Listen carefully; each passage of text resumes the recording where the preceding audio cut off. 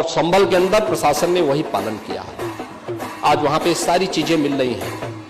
आखिर आपकी बात को मानते हैं कि मंदिर को आपने छेड़ा नहीं, आपने बड़ी कृपा कर दी, लेकिन ये जो 22 कुएं और उन कुओं में जो मूर्तियां मिल रही हैं, ये कुएं किसने पाट दी है? ये नोटिस पे क्यों परेशानी हो रही है?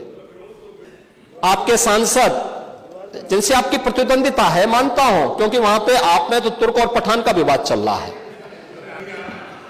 मैंने नहीं कर दिया, एक विवाद चल रहा है।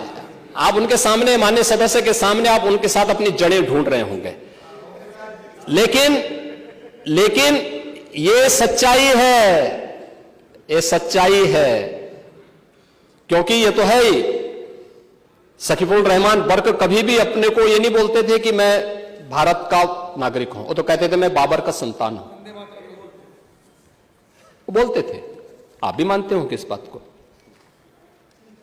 अब आपको तय करना है कि आक्रांताओं को अपना आदर्श मानते हैं या राम कृष्ण और बुद्ध की परंपरा को अपना आदर्श मानते हैं।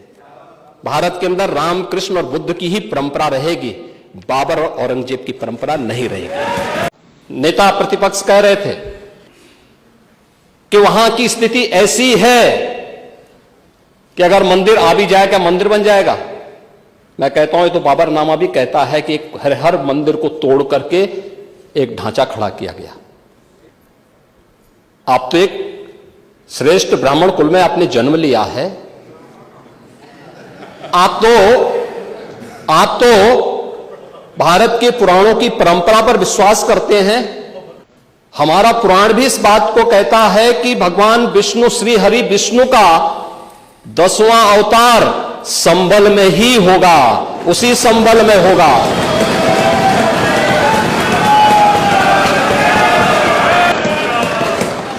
और यह तो केवल सर्वे की बात थी। माननीय न्यायालय के आदेश पर जिलाधिकारी का मतलब जिले का एडमिनिस्ट्रेटिव हेड, पुलिस अधीक्षक उस जिले की पुलिस फोर्स का मुखिया है।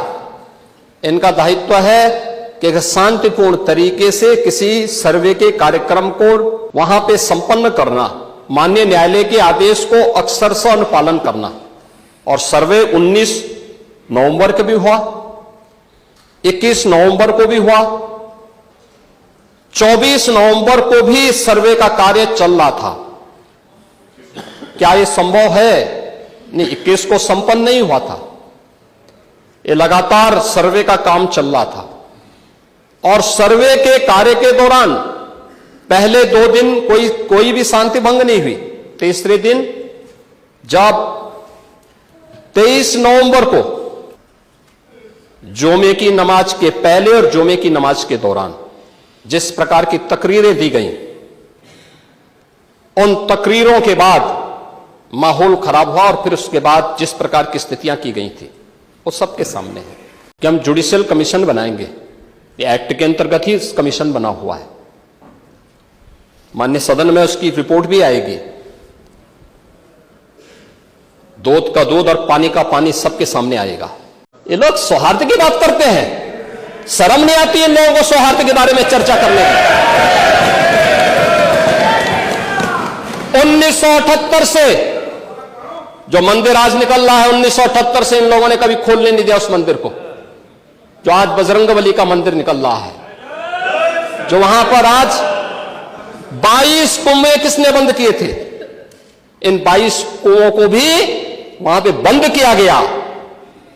और वहां का माहौल इतना तनावपूर्ण किसने बनाया था? ये पत्थरबाज कौन थे? एक भी गिरफ्तारी बिना साक्ष्य के नहीं हो रही है।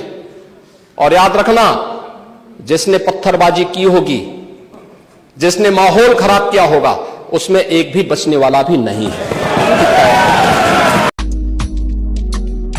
भूषण ज्वेलर्स लेकर आया है आपके लिए फेस्टिव बोनैंजा की ये धमाकेदार स्कीम। आप भी जीत सकते हैं 3 गाड़ियां, 5 स्कूटी और अन्य ढेर सारे इनाम। आज ही विजिट करें भूषण ज्वेलर्स सोलन।